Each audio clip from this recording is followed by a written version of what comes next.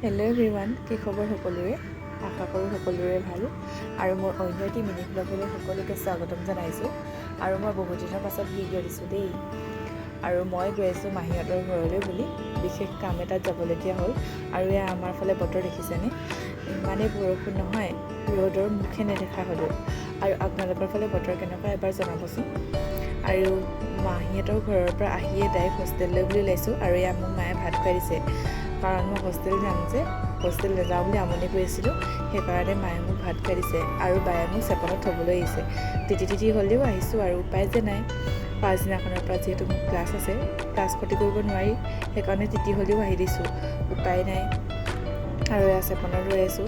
ইফালে আমাৰ hostel gate 4টা বজাত বন্ধ হৈ পৰে, ইফালে 2টা বাজিলে, এতিয়ালৈকে বাছে পোৱা নাই।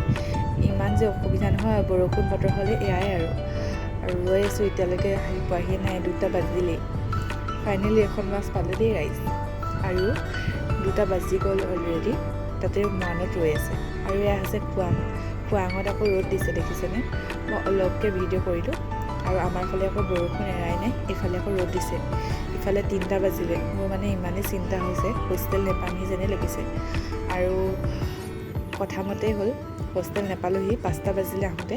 আৰু মই লগৰ এজনীলৈ ফোন কৰিলোঁ, তাই হৈছে ডেইজিলৈ ফোন কৰিলোঁ আৰু তাইৰ ৰুমত থাকিম বুলি ক'লোঁ। আৰু এই হৈছে ডেইজিহঁতৰ কাষৰ ৰুমৰ ভণ্টি, আমাৰ কলেজৰে বাৰু দেই।